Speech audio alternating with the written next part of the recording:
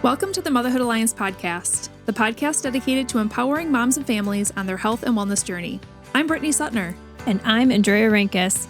Together, we're here to explore holistic approaches that go beyond conventional medicine. Each week, we dive into topics that matter most to you. Everything from nutrition and mental health to alternative therapies and natural living. And whether you're a new mom navigating the early stages of parenthood or a seasoned pro looking for new ways to support your family's well-being, you're in the right place. Even better, all of our guests are local small business owners who you can actually talk to and work with. You can learn more about today's guest and connect with hundreds of other health and wellness professionals through our informative and easy-to-use directory at motherhoodalliance.com. Before we get started, keep in mind that this podcast is for informational and educational purposes only and is not a substitute for personal healthcare advice. Please consult your healthcare provider before making any changes based on the podcast content. Thank you for joining us on this journey. Are you ready to help your family thrive? Let's get started. Hi, we are Britt and Drea from motherhoodalliance.com, and we are excited to welcome you to a 4-episode series with Dr. Felicia Houk, the owner of Shifting Tides Chiropractic in Menasha, Wisconsin. Dr. Felicia is a neurologically based chiropractor who specializes in pregnancy, infant and pediatric care, and educating her patients about how stress impacts the way our brains process and function. Her clinic is also a certified Perfect Storm pediatric office that helps children calm their brains and better process the world around them. When she's not serving patients in the office or hosting a local lunch and learn, you can find her traveling, enjoying the outdoors, staying active, and building a life rooted in self-sustainability. Help us welcome her to the podcast. Hello, everyone. Welcome back. We are excited to kick off our 4th and final episode with Dr. Felicia. I feel like we could definitely hold about 10 more episodes based on just the little pinpricks of information we have already gotten from you. Each one could lead to an entirely new episode. But this one I'm really excited to learn more about because we're going to be talking about something called the perfect storm. And I know that your location, Shifting Tides Chiropractic, is certified in something called the perfect storm. Can you tell us a little bit about what makes your clinic unique, but then also what is the perfect storm? Yeah. So our chiropractic practice focuses on neurologically based chiropractic or brain-based chiropractic. And our brain is what allows us to live our life. It's it's our operating center. It's how we process information. And it's basically how we respond to the world. So are we responding appropriately or maybe not appropriately?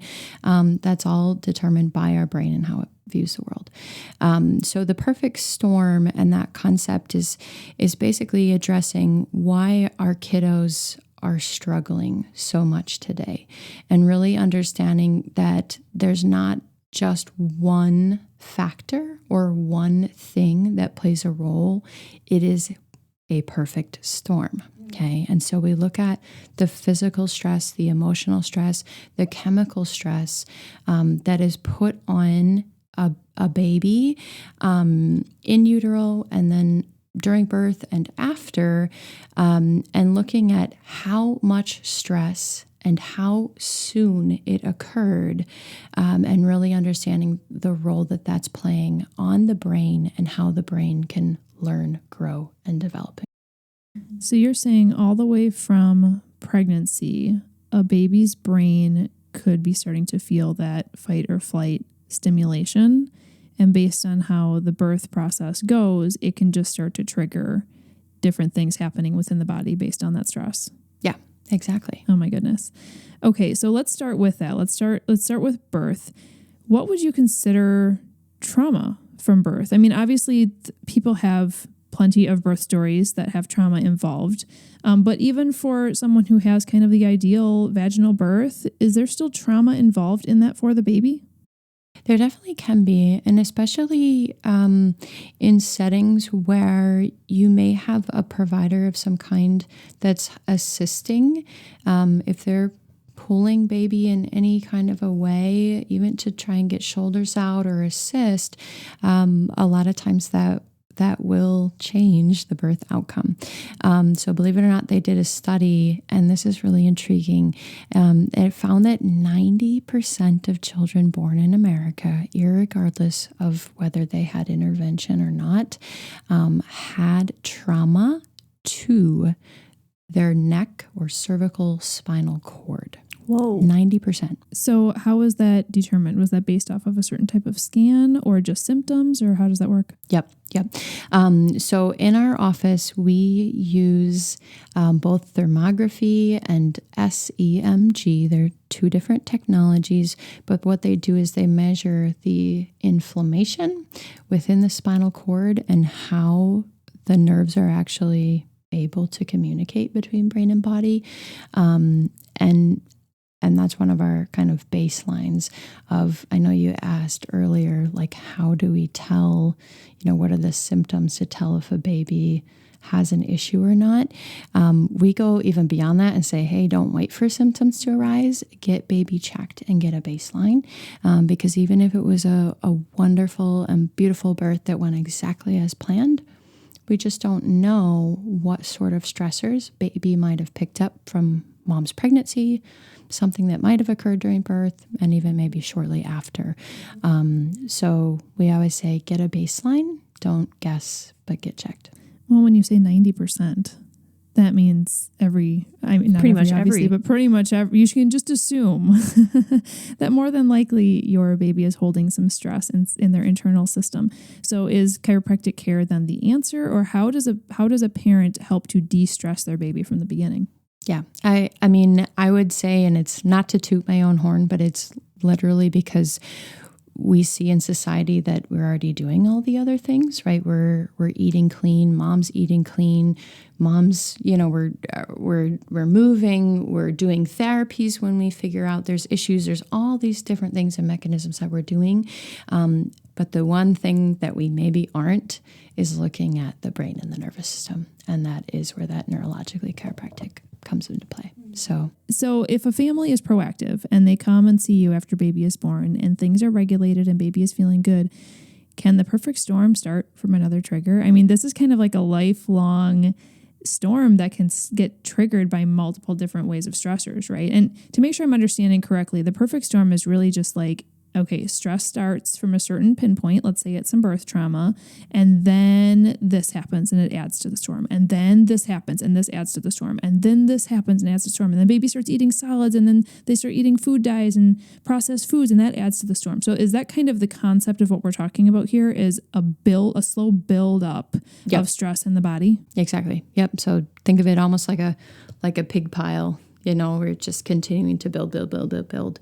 And there are ways, obviously, like to combat it. And I think one of the best is through that neurologically based chiropractic, because it's simple, easy, and it doesn't require like massive changes, right? Because if the brain is already experiencing stress and then you try to make your kids eat healthy things they don't want. I mean, we're already doing that. It's already a struggle for parents to be like, well, you have to eat your grapes, and your kids are just spitting them out because they can't handle the sensation of the gooiness of the grape because their brain is literally perceiving it as a threat.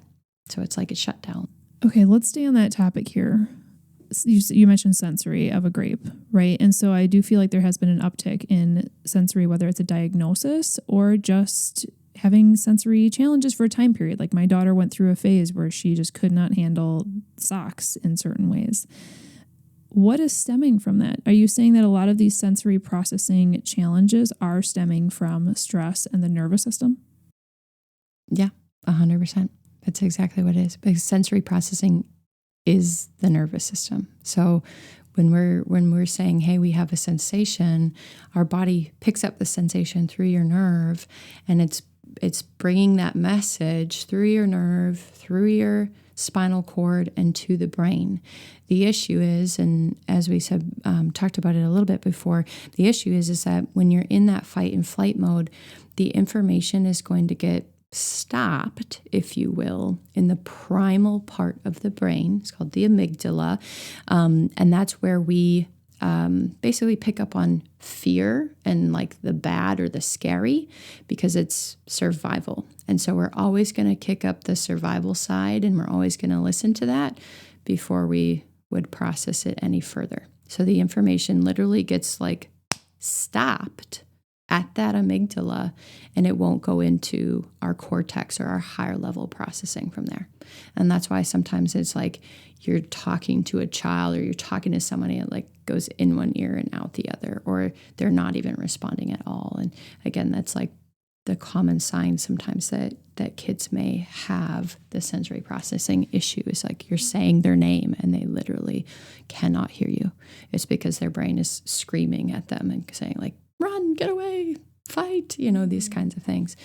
So how much of, if we're talking about sensory processing specifically, how much is ADHD or autism or some other areas DNA based versus like being able to control with the nervous system? Mm-hmm.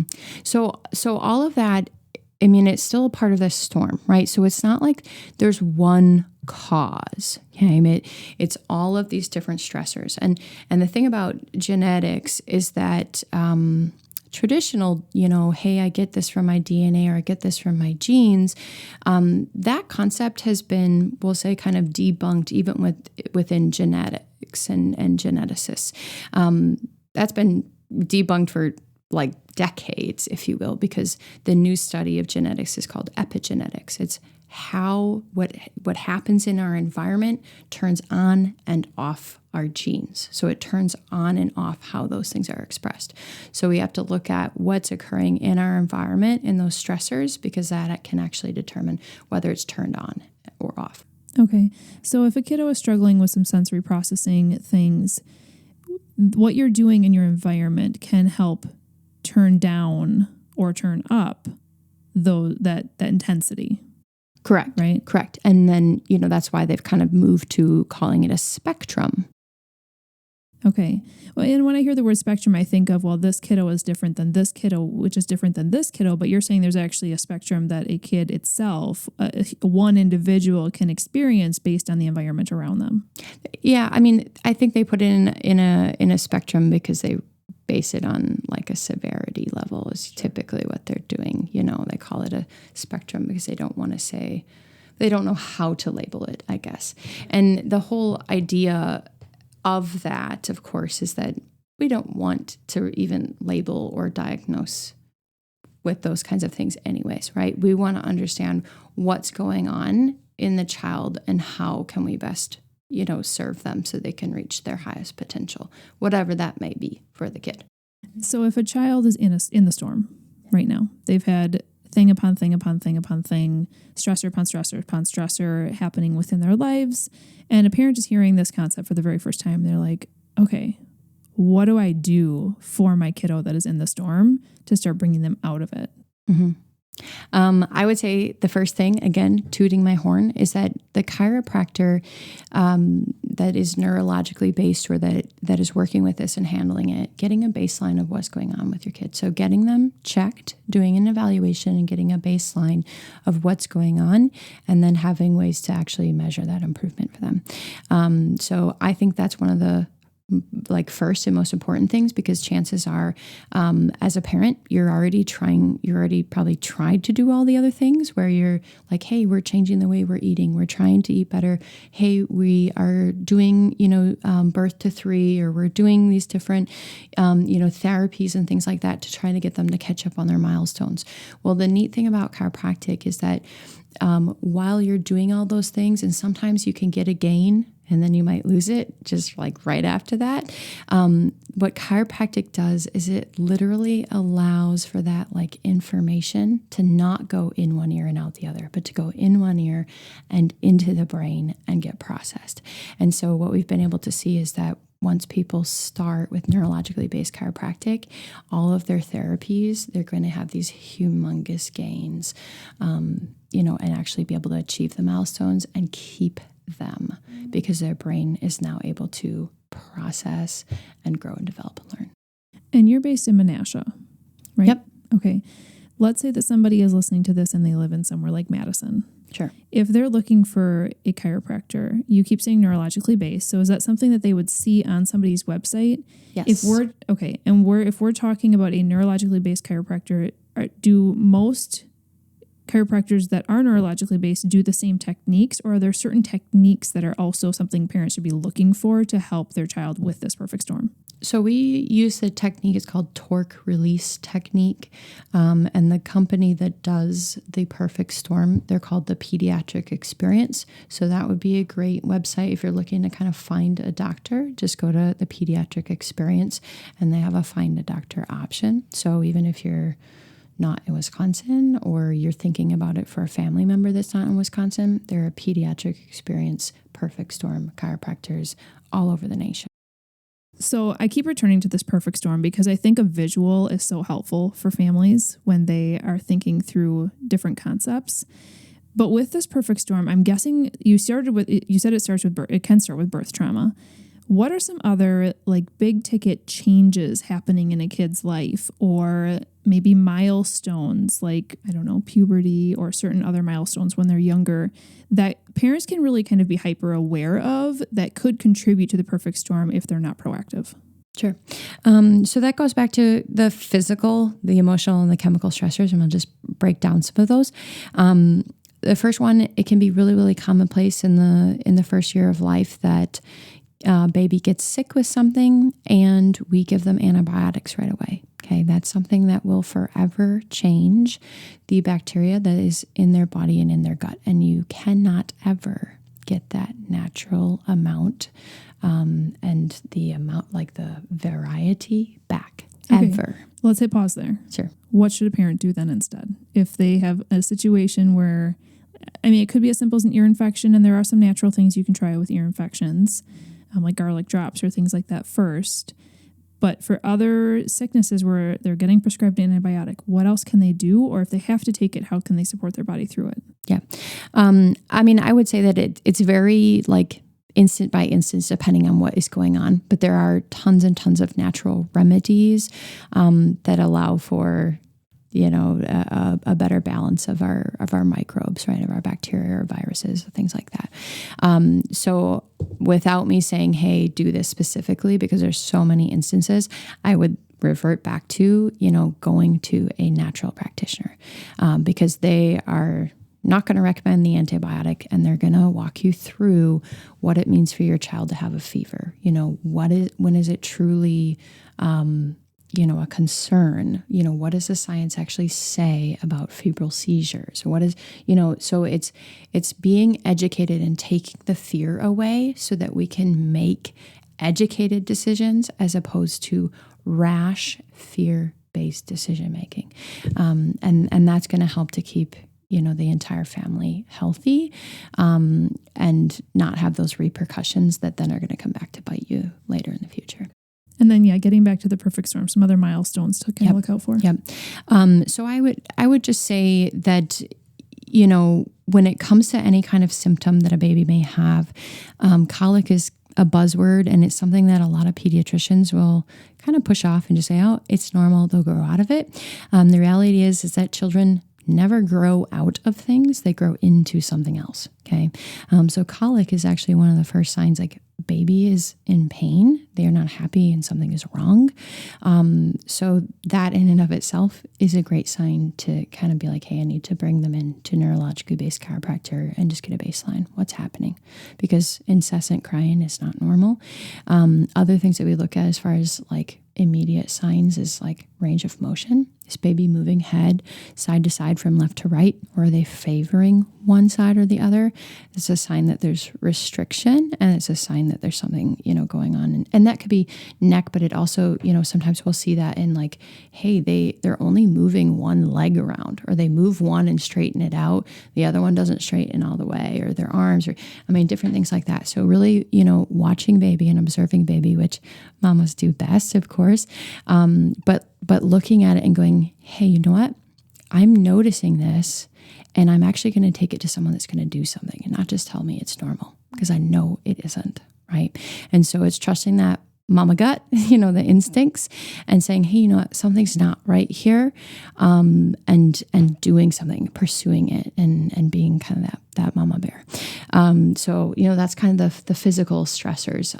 How long are we keeping baby in a car seat? I know that is convenient, but the reality is that a car seat puts baby in a position that they can't actually support themselves in. They don't have low back muscles, so they can't actually support themselves in that like inclined position. That's why kids hate car seats. That's why they cry when you get them all strapped in. They don't like it. It's not comfortable. It's there for safety in the car, but as much as you can take them out of that kind of thing and make sure that they're moving and kind of rotating in position. So any kind of baby, carriers, equipment, things like that you may be using, just making sure that baby's happy and comfy and that you're rotating, moving them around. So physical stressors. Emotional stress, obviously we're pretty good at loving on our babies, but, making sure that mom's stress is under control because baby picks up on mom, right? Because we know the impact that like mom's heartbeat has on baby and all these sorts of things. So making sure that you're surrounding yourself with people that are supporting you, loving you, all that kind of thing. And that's especially important in today's world because there are a lot of, single parents and things like that. And I know that you hold Perfect Storm workshops because obviously we can only cover so much in a quick podcast episode, but you also have workshops where parents could learn a lot more in depth about everything that we've talked about today. So tell us about how often do you hold these workshops? Are they in person or virtual, and who are they for? Yeah. So right now, typically we'll hold a couple here in the fall and winter season because school has just started back up. So parents are going to be having maybe those first parent-teacher conferences, and that's generally when some of that stuff gets maybe brought up, and that piques parents' interest because they're saying, hey, you know what, maybe my kids do need some extra help, So we'll hold several this fall. We'll hold several in the spring as well, and then we try to hit it pretty hard in the summer because parents and kids tend to have a little more free time, a little less extracurricular. But we hold them all throughout the year because it is important, and we know that there is a very real struggle, and there's just a lot of it. It's everywhere. Is what you're teaching in this workshop applicable to an adult who feels like they're living in the perfect storm? Absolutely, because it's going back to that stress concept, like the overwhelm and the frizzle-frazzle. And kids they tend to exhibit the symptoms differently than adults because they're not tied to the same societal norms. So they can have a tantrum. An adult really can't, right? They can run away, right? They like run into the school exits or the classroom exits, like running through the hallways. We can't do that in our work settings. They can hit and they can fight. We can't do that, right? There's repercussion. So adults and children are both experiencing this same thing, and it's stress. But the fact that kids are experiencing it younger, the stress is coming about way earlier than it ever used to. That's why we're having these kind of new labels and diagnoses, and they're just everywhere. I feel like an adult that would come to that, if they're feeling like I need to learn more about my perfect storm, would have a lot of clarity. Like youth have to think way back, thinking about your birth and your childhood and all that other stuff. I think that would be really good clarity for a lot of adults. Yes, and we have another opportunity as well. I mean, that one is maybe a little bit more like child-based, but we have another opportunity. It's called Dinner with a Doctor, and that's just something fun that we host. And again, it's usually like every other month or so, but that's an opportunity for more of an adult setting, for people to understand stress and what it does to like impact the brain and the body, the causes of disease, why we are the way we are, all that kind of stuff. So it also provides a lot of clarity and answers, but it's a little bit different, more set for adults. Yeah, very good. Well, we will link to your website and your social media and all that jazz in the show notes. But before we completely finish out our four-part series together, I would love to just hear, what does the future hold for Shifting Tides Chiropractic? Holy moly. Well, there's a lot of things. So we're always looking at, improving our services, understanding how we can get to the root cause and correct it faster. I know that we talked a lot about light therapy, and that's something that I'm really, really into right now because it's something that's not invasive. There's not a chemical. There's not a harm. It's light. It's a beautiful thing. And light gives life. And so I love, the concepts of that. We have some really big goals. Next year, we want to be able to actually get into the schools and into the school systems and provide chiropractic care within the school during the school day to children. And you can imagine that one of my, I don't want to say issues with it, is that once we do it in one district, it's going to take off like rapid fire. And so we're actually looking and kind of on the lookout for pediatric doctors or chiropractors that want to take on, be part of that. Be a part of it. Yeah. Because it's amazing. And it's really incredible for them to have that resource just right within the school. I love that. That would be so great. I look forward to hearing more how that goes and where that leads to, for sure. Yeah. Thank you so much for joining us. I feel heavily educated after our 4 episodes together, and I think you are just amazing at what you're doing. So thank you for serving our area and beyond with all of your education and serving them through chiropractic and helping us all just live better, healthier lives. You're welcome. Absolutely. If you enjoyed this episode, would you consider leaving a rating or review or sharing it directly with a friend who could benefit from the information? We know that you're a busy mom or caregiver, and our goal is to make your life easier by bringing tips and tricks directly from experts into your earbuds. By sharing this episode with someone you love, you can play a critical role in helping to make their life easier as well. We appreciate your time, and thank you for being a part of the Motherhood Alliance family.